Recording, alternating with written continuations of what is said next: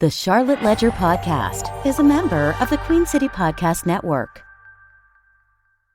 This episode of the Charlotte Ledger Podcast is sponsored by Catapult Employers Association. Catapult is your trusted Charlotte-based HR partner in this rapidly changing business landscape. Queen City employers face unique challenges, from navigating confusing new compliance regulations and I-9 audits to evolving DEI expectations in our diverse community. Get the localized HR expertise, legal guidance, and essential resources Charlotte business leaders rely on to protect what they've built. Join your fellow Charlotte employers who stay ahead with Catapult. Learn more at letscatapult.org. Hey, it's Tony Mecia with the Charlotte Ledger, and you're listening to the Charlotte Ledger Podcast. You can find out more about the Charlotte Ledger at thecharlotteledger.com. Today's podcast is a little bit different. It's a recording of a webinar session we held with Catapult Employers Association, in which we're exploring trends in the workplace in 2025. We're actually releasing recordings of all three sessions. The first one looks at an overview of workplace trends.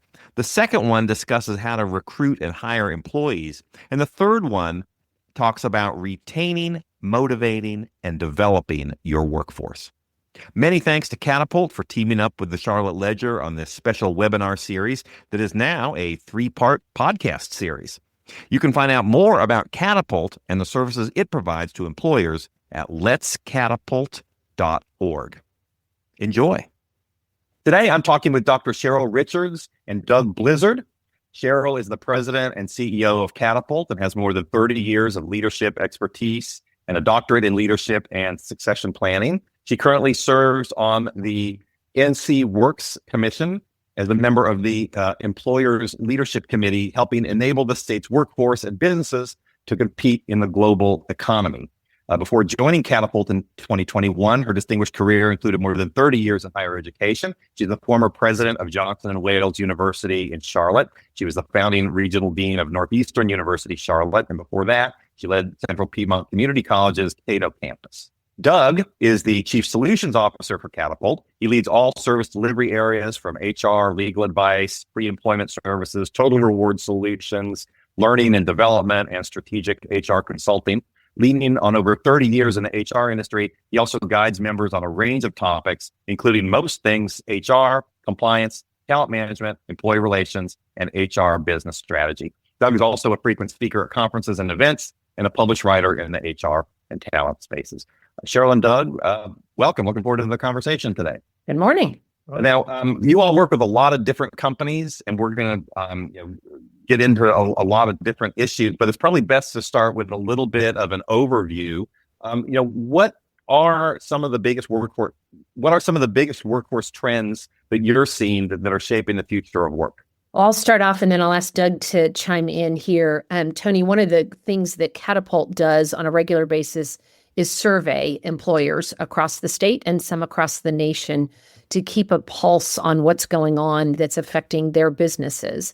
And so for many years and really decades, we've been talking to employers about the challenges that are facing them. One of those reports is the National Business Trends report that comes out usually every fall. And we ask employers, what are you thinking about that's going to drive your decisions in the following year? Last year, we asked that question, and the number one thing on employers' minds was cybersecurity. Not to be surprising, given all of the technology advancements. But after cybersecurity, the next 4 topics that rounded out the top 5 were all about people. Talent acquisition came in at 51%, talent retention at 42%, developing their future leaders at 40%, and then navigating how they pay competitive wages at 37%. You can see on the slide here that we're also talking about things that are a carryover since COVID, like office optional and the continuation of hybrid and remote working. We're seeing some new trends start to develop around skills versus degrees, and employee-centric workplaces, being concerned about the employee experience and building inclusive teams, and still having those conversations about employee engagement. are very relevant. And AI and automation will continue to persist in 2025. So that's what we heard back in the fall.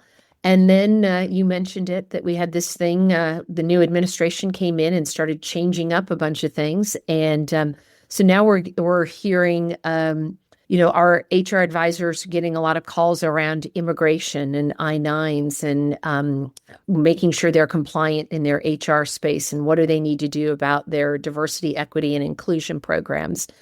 Doug works very closely with our HR advisors that are on the phones 24/7. So I'm going to turn it to him to calibrate if those are really still the trends that we're hearing in 2025. Yeah, absolutely.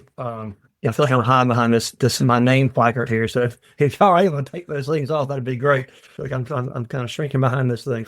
But yeah, if you think about it from HR perspective, there are really two sides of our brains as HR professionals. There's the talent management side, maximize talent, attract and retain. And of course, last 10 years, we've seen record retirements, all kinds of demographic shifts are happening. Record low birth rates in this country, 50 straight years of below replacement birth rates, has really challenged HR professionals to find new and uncreative ways to staff their workplaces. Well, now when COVID hit, of course, and accelerated all that, with accelerated retirements and people going through lifestyle changes and whatnot, and of course, the whole return to office, hybrid, et cetera. Well, now all of a sudden we've seen the compliance risk management side of our brain is now in sharp focus as to what do you do now? We're seeing, we've always received a lot of questions about wage and hour, FMLA, but we've really started to see a lot of questions now about ADA and accommodations. And particularly as we're seeing more and more companies kind of forcing the issue. You see, there's been hundreds of surveys around the country, including ours, talking about how employees place a premium now on flexibility in many forms, whether it be hybrid or virtual or just shift flexibility. And, a lot of companies are bucking that trend now, and they're getting employees back to work, no flexibility. And so that's creating a lot of disability questions. And, hey, I've got doctor's notes saying I can't return to our office and things like that. And so a lot of precarious situations we're helping our members think through around what do we do from a practical standpoint.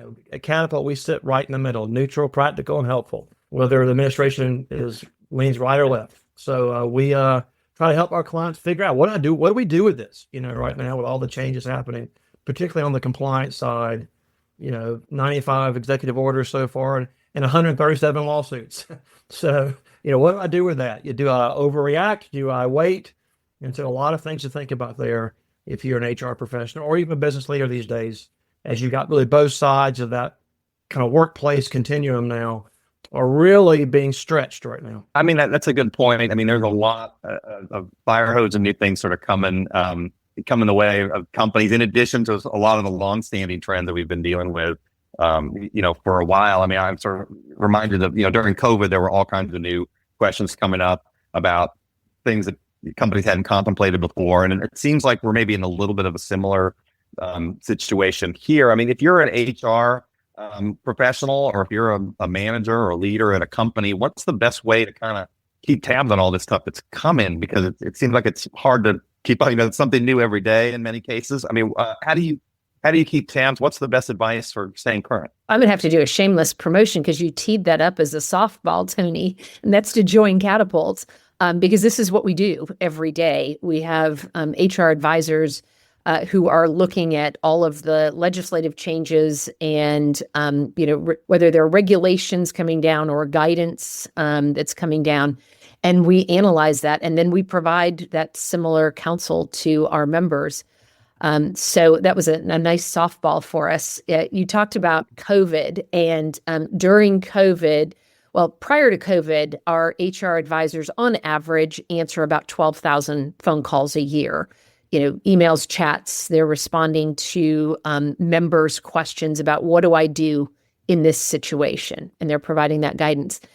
During COVID, that went up to about 18,000 calls a year. And I think this year we're probably on track to go back to that peak. There's so much uncertainty. There's so much complexity out there.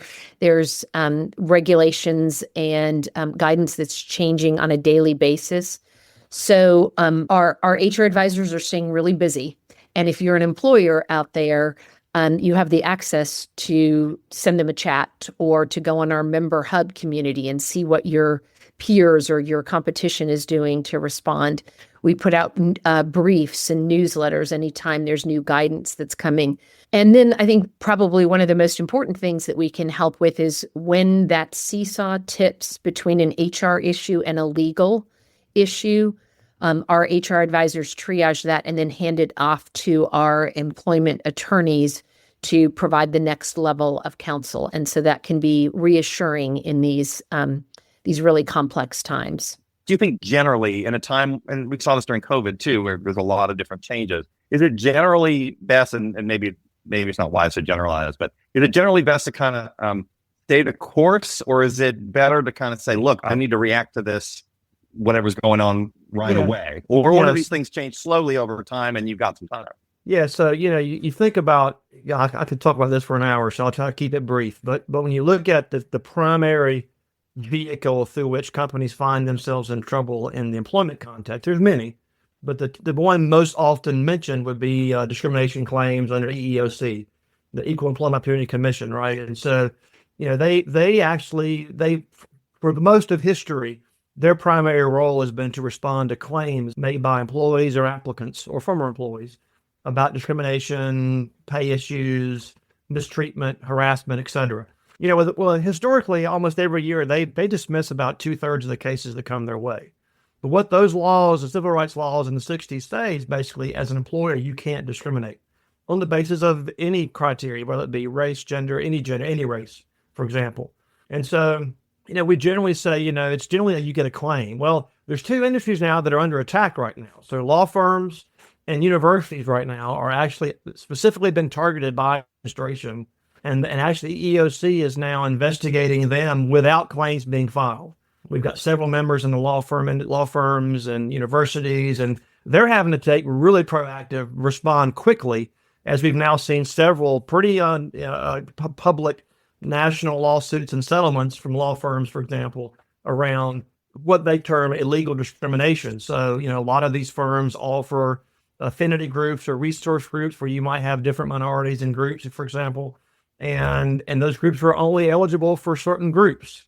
And the current administration, and ironically, the law itself does say you cannot discriminate on the basis of any gender or any race. So I'm seeing firms like that are having to really an about face almost. We saw, of course, the Supreme Court ruling against Harvard and UNC around admissions and whatnot. So yeah, those two industries, yes. Other industries, we're seeing kind of a wait and see approach, because like I said, 95 orders so far, 137 something lawsuits.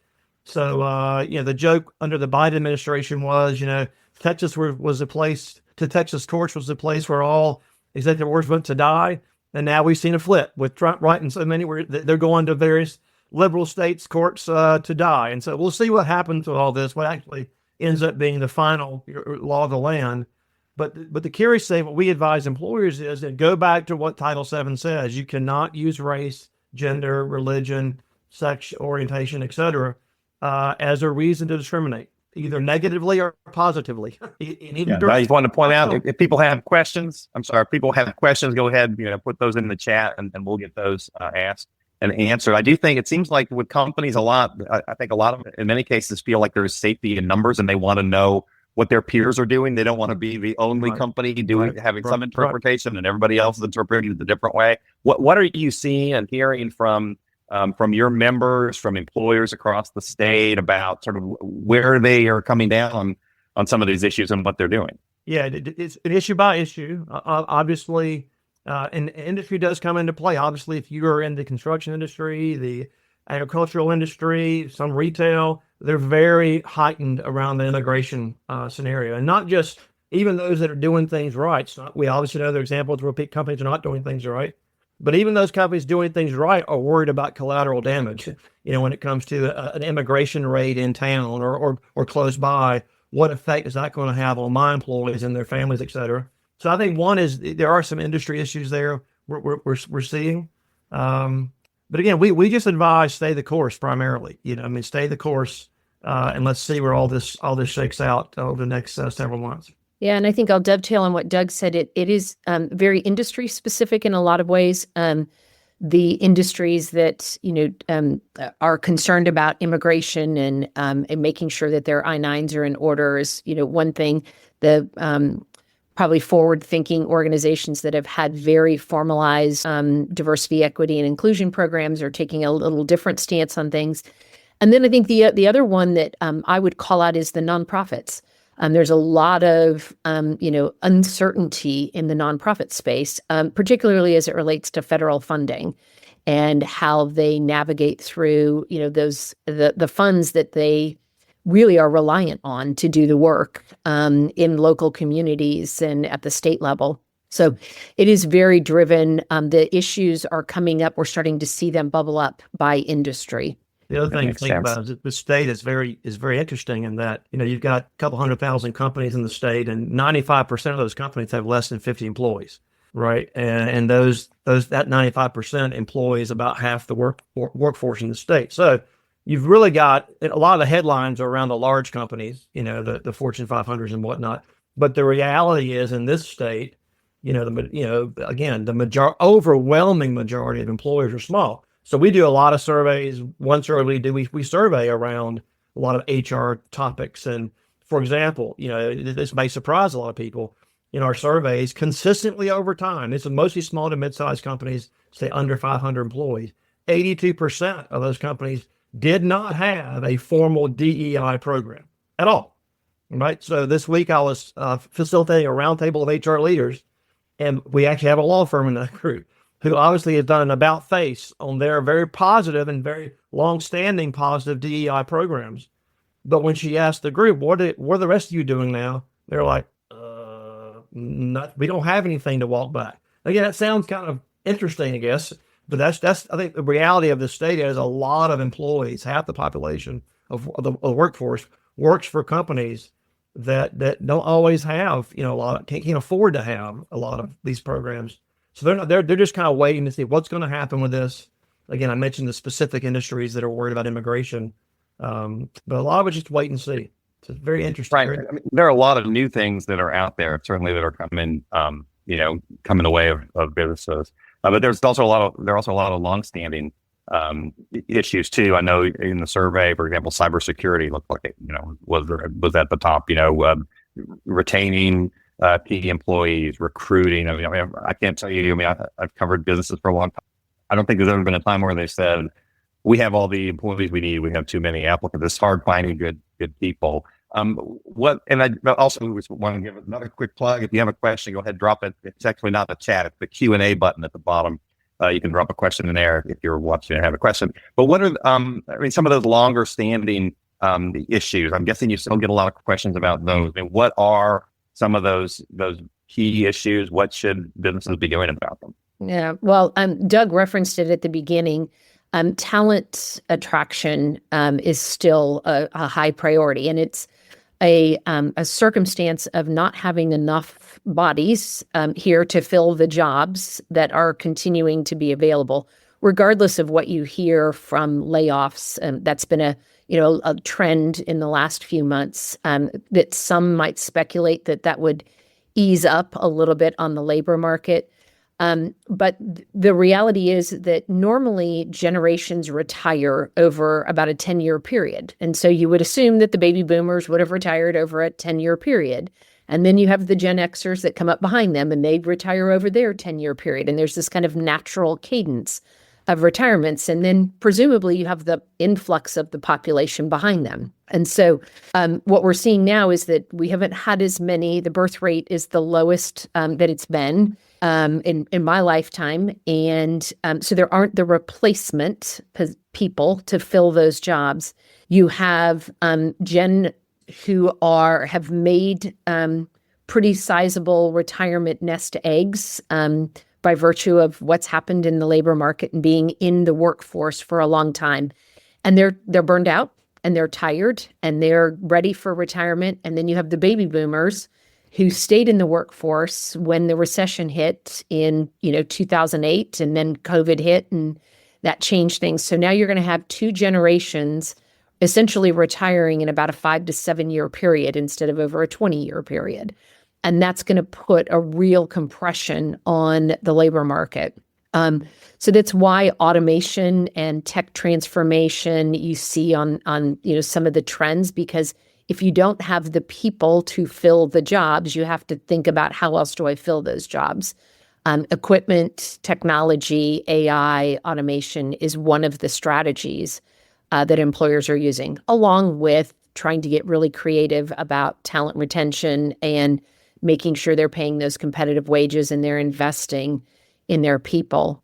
Our team will talk a little bit more about some of the strategies that Catapult has advised employers, particularly those small to medium-sized employers, on talent retention and some of the creative perks that you can add in benefits. And then I think our team will also talk about what a lot of our employers are doing to invest in the talent that they have, because they know it's cheaper and more cost-effective to invest in transferable skills and retrain their workforce in new ways than to bring new talent on. Yeah, a couple of key stats I talk a lot about when I'm talking about talent is, one, the labor force participation rate. I mean, it's moving down towards 50%. It's 58% right now. And so you almost got half the working age population not working in this state, which is curious. And then you look at, in 2009, there were 10.1 job openings for every open. There's now 1.1. 10.1 job seekers per opening. Now there's about one job seeker per opening. So that's a huge stat. And our HR professionals are definitely feeling that. You usually get hundreds, if not thousands, of resumes. Now again, some of that's in the last couple of months is changing a little bit because of a lot of federal government layoffs and whatnot. I saw this week our governor is now advertising, hey, we're hiring in North Carolina. If you're in the federal government and want a job, please come work for North Carolina. So that's, again, absent the current last month or so, definitely seeing some long-term trends there. So we're seeing our employers having to get, for the first time, really think about how work is designed. For the last 10 years, it's been about what can I do to attract workers, whether it be perk, wages. We saw tremendous wage issues and wage escalation during COVID. What kind of creative benefits can I offer? That's still an issue. But now what's happening, just given the tremendous demographic shifts, companies are having to really think about, how do I redesign the work? I saw an IBM study a year or so ago talking about how 40% of all people are going to have to upskill for technology in the next 3 years. So I think a lot of employers are really starting to talk about how can we really do more with less. There's a concept in economics called scarcity. We now have a talent scarcity. We don't have enough talent. So how can we get more work done with fewer people? It's interesting from a political standpoint. For a lot of companies, that meant as our demographics went down, they went overseas, right? Just to find workers, whether to import the workers or to manufacture abroad. And now there's really a conundrum now for employers, and our members are struggling with this immigration issue around. We need workers. We need a lot of workers to come here. Go to the Eastern North Carolina during the summers, and you'll notice a lot of the teenagers that are working at your beach towns have been brought here from Eastern Europe, for example.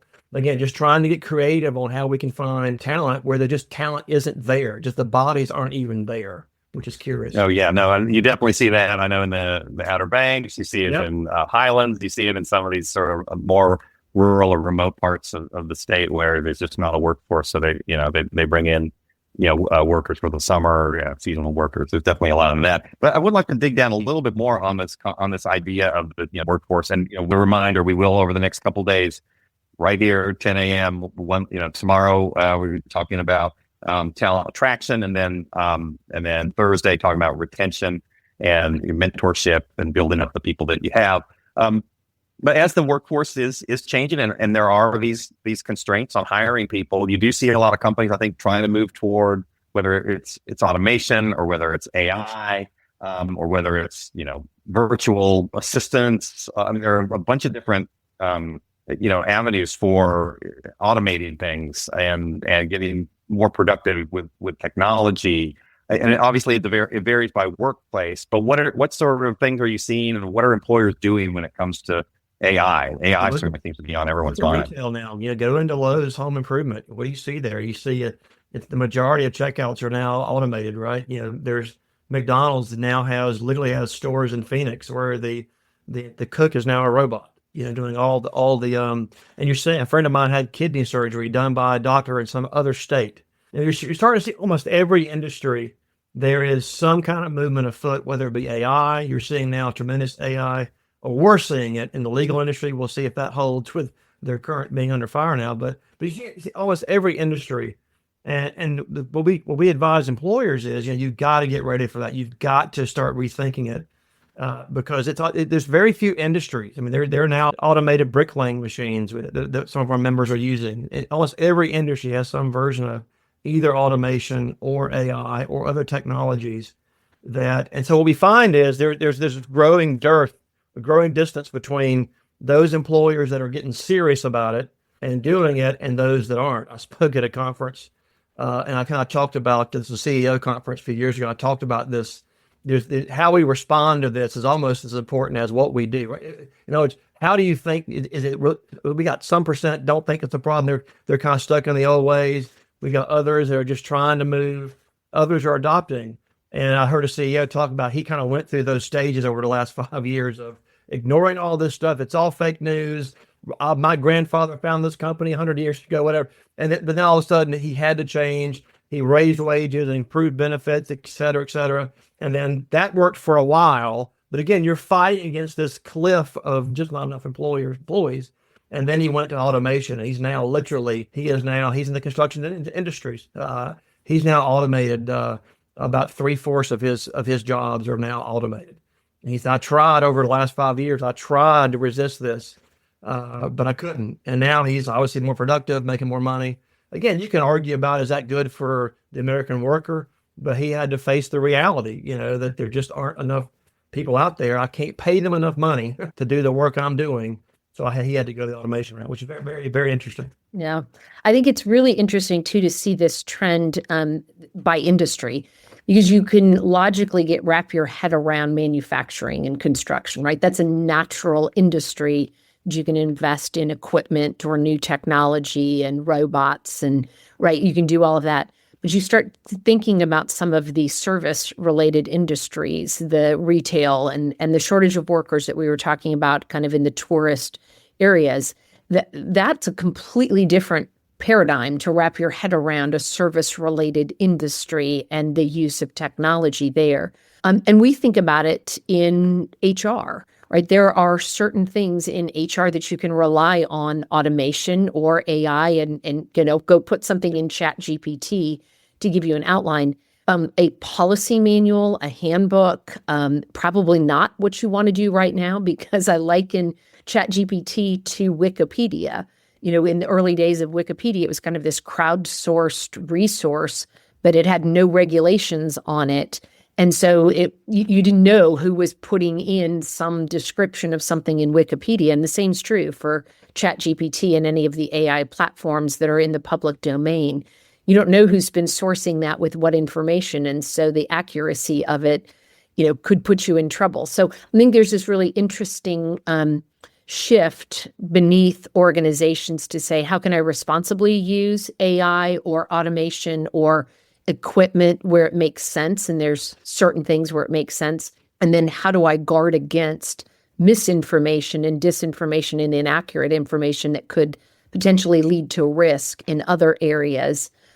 So it'll be interesting to see how that affects different industries over time. Yeah, it is really interesting. I can just tell you at the Charlotte Ledger, we put out local news, local information. And so we're trying to just keep on top of what the technology can do, while also being concerned that, like you said, it can hallucinate, it can make up facts, and those are things that we can't have that, obviously. But I think it's getting better and better. I think it probably behooves businesses to just kind of keep an eye on what's out there. And certainly the AI industry, it's not just ChatGPT. There's all kinds of solutions now where it's getting very much tailored by industry. It's getting very good at targeting particular businesses. A lot of these companies are, but I think it's good to know what's out there, while also it's good to have a foot in both worlds.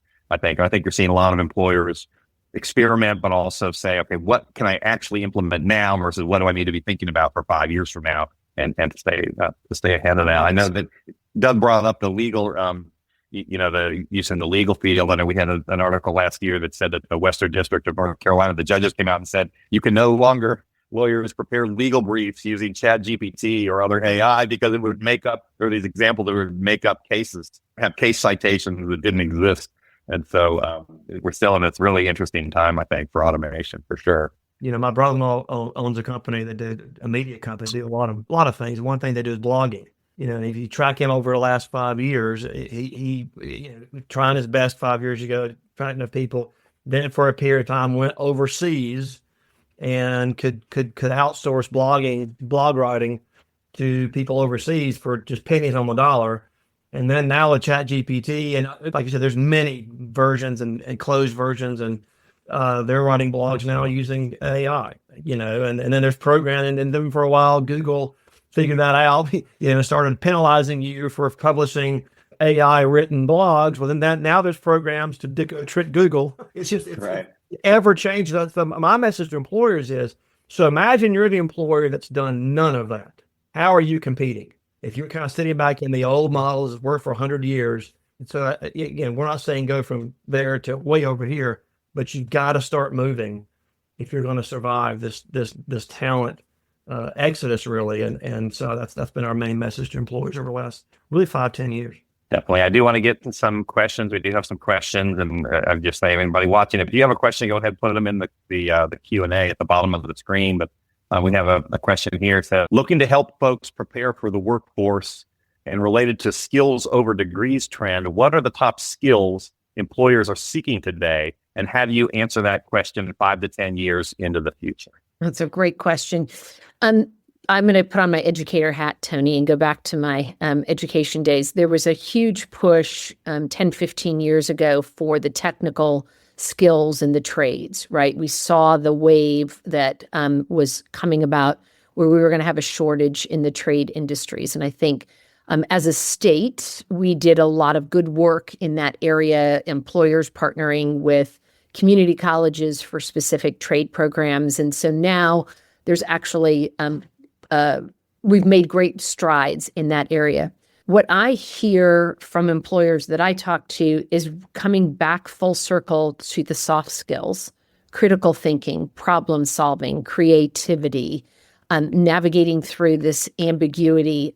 We use a term at Catapult called learning athletes, really about how do you develop this competency in your workforce to be able to innovate and to change and to grow in an area where they may not have been familiar with the topic. And so you have to learn, and you almost have to be an athlete at learning, right? Honing your craft at constantly being curious and problem solving, because the world is changing at such a pace that it's hard to keep up. So I think the technology skills will grow. If I'm prognosticating for 5 years out, how you use and leverage technology. I don't know that we're going to become a society of coders necessarily, but how you leverage the technology to enable your work and work smarter, work harder, work faster, I think will be a skill. But I do think this human element of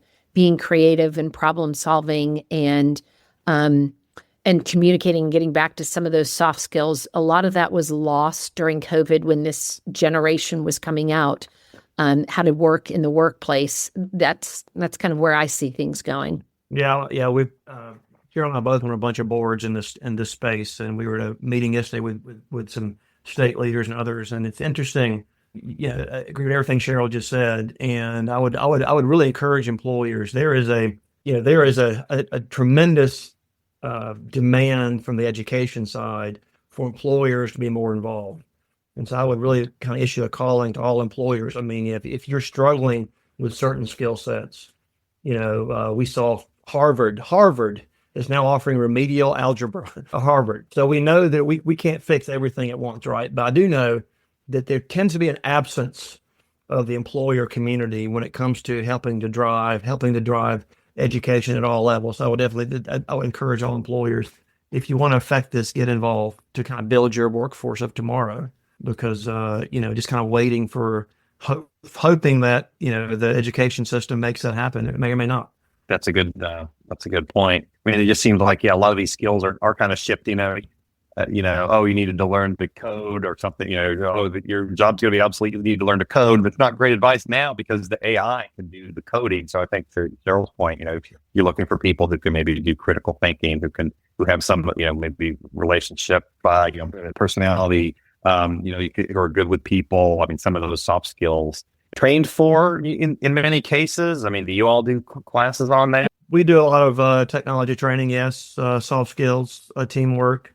We do a lot of, we have a very popular class called the Totally Responsible Person, which gets into those types of things.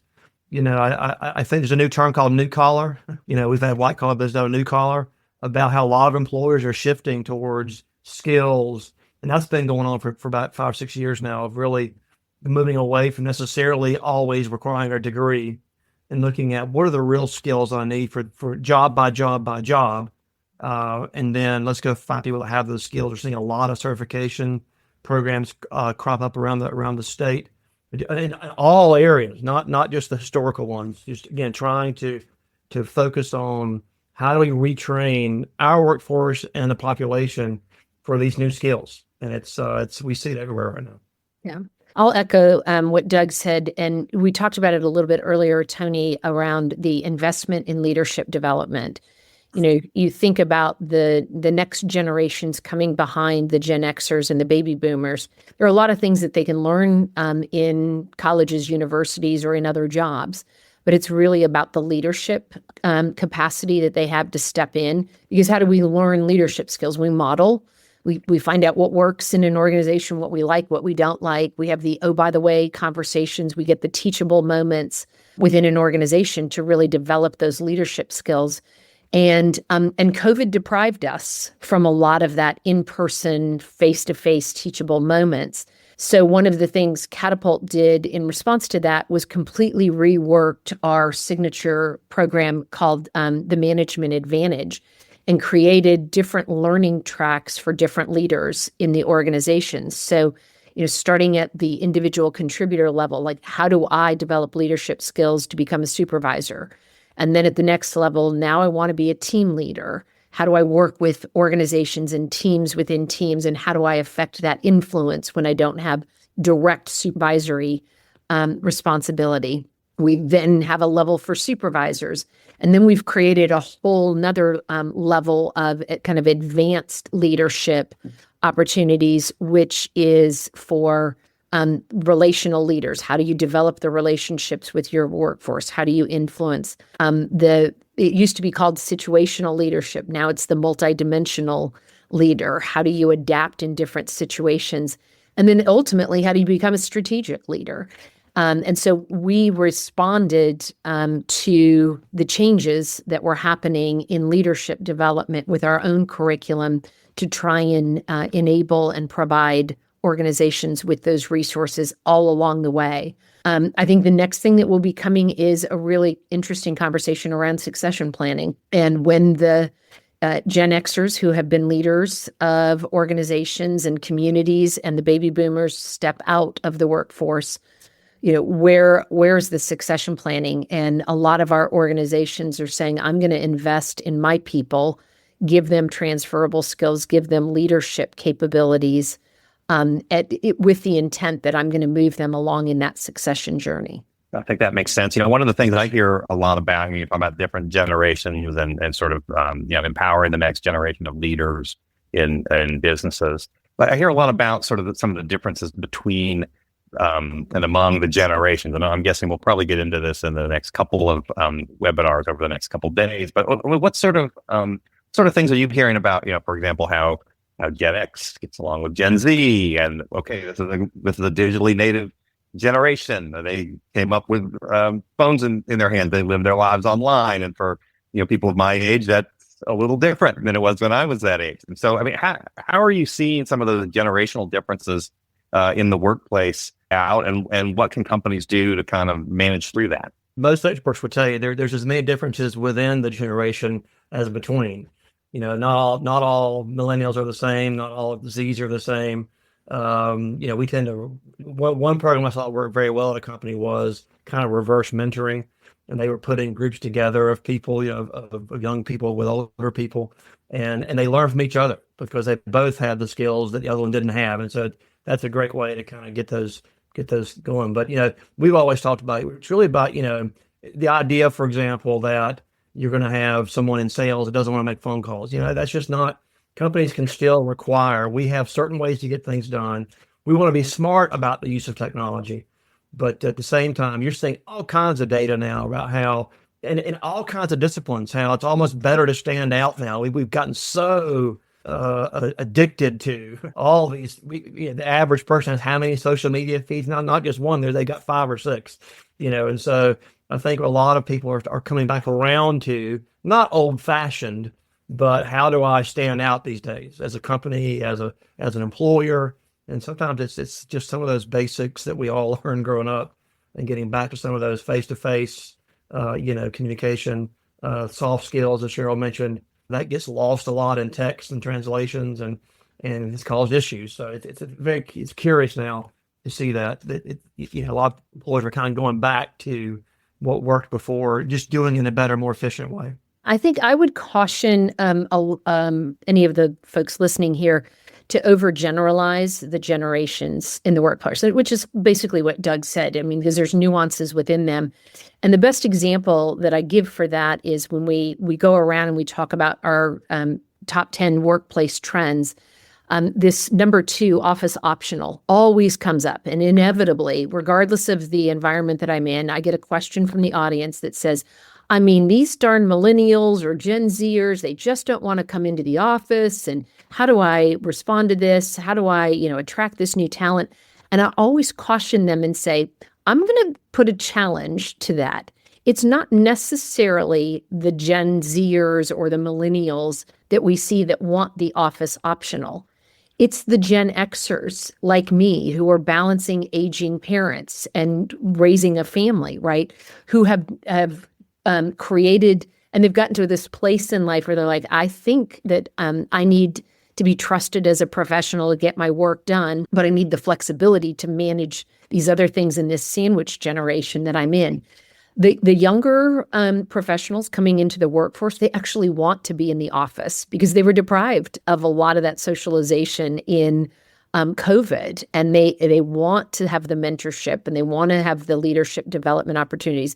So I just caution when we overgeneralize 5 generations being in the workplace, that it's really about what I would say on here is, the employee experience, making it personalized and, customized to the employee, regardless of the generation that they're in, because we've become a society of, consumers have choice in what products and services we buy. Consumers have choice in what employers we work for. And there's a lot of factors that go into that. It's not just generational.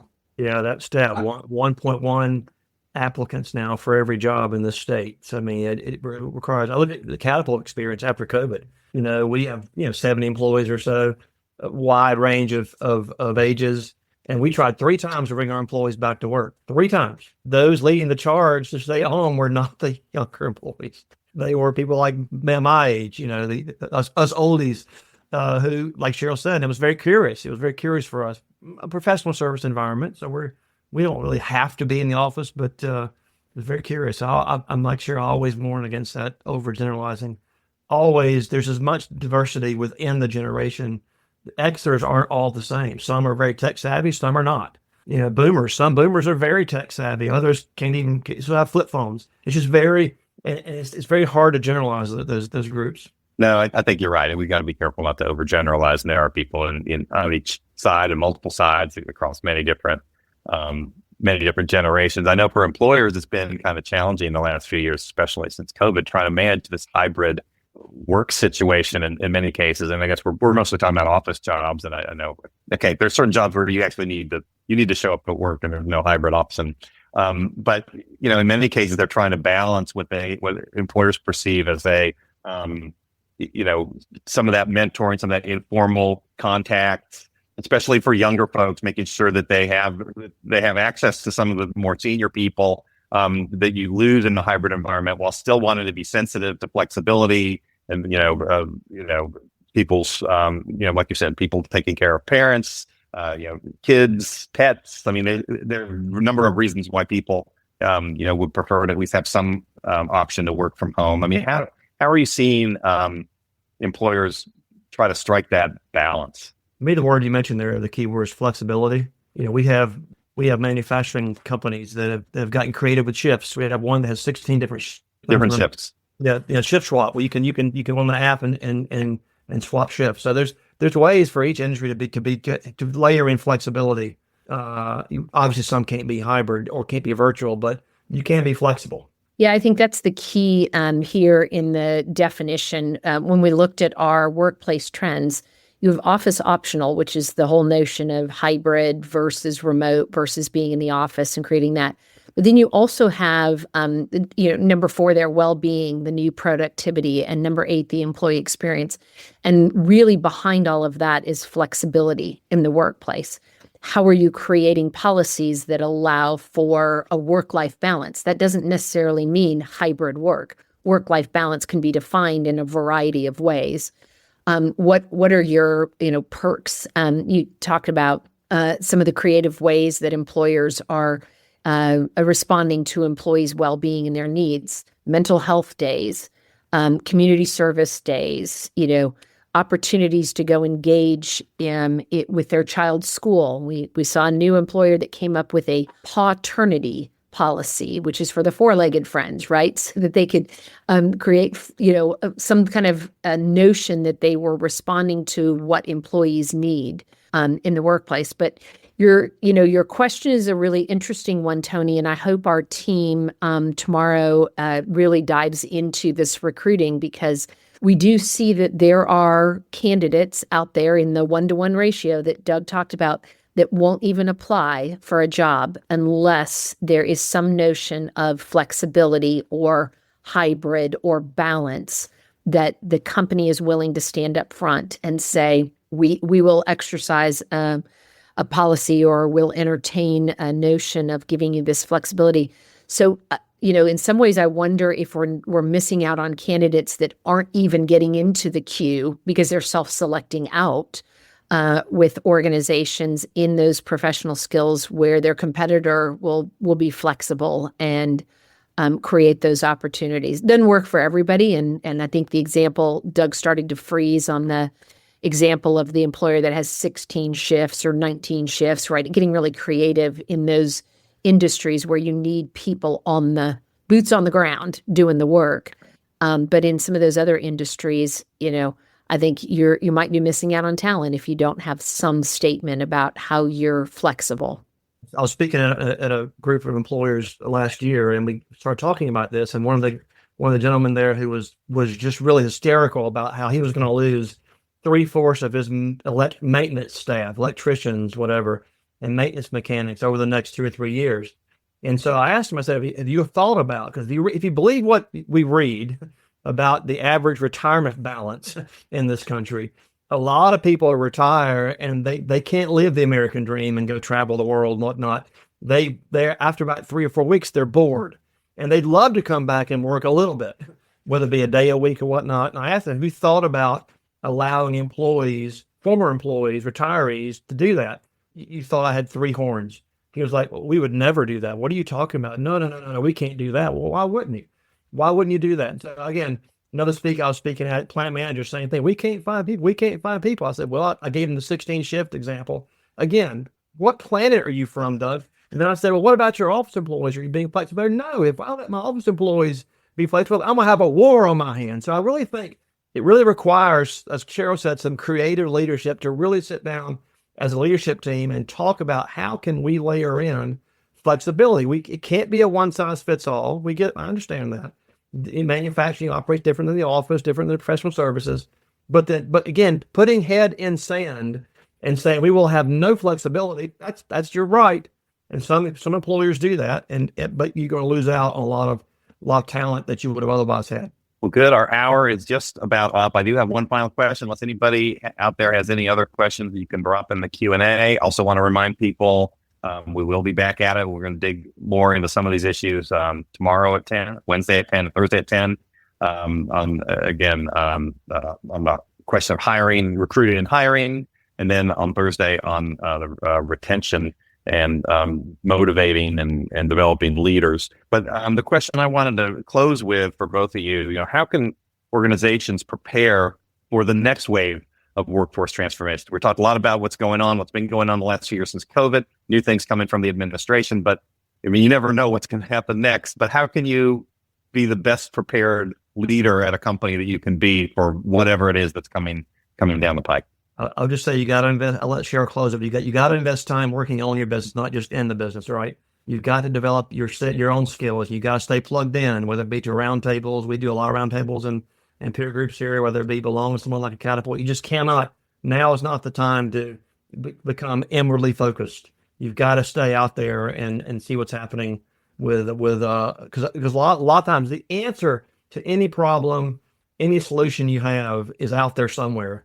But you got to be network. You got to be out there working with people and networking to find it. Otherwise, you're going to be left behind, I'm afraid. Yeah, and I think I would echo what Doug said, and then I would add as well that being future focused is a lot of times just being creative and thinking strategically about how you're going to grow your business and how you're going to respond. And so, the old adage of just kind of sheep dipping and rinse and repeat and do the same thing over again is not going to lead to a progressive employment culture that is going to grow your business, because the talent that you will attract will be the old thinking talent as opposed to the future thinking talent. And so I think it's all these things that we have projected really in our workplace trends. It's thinking differently about technology and its role, thinking differently about your people, how you're attracting the best and the brightest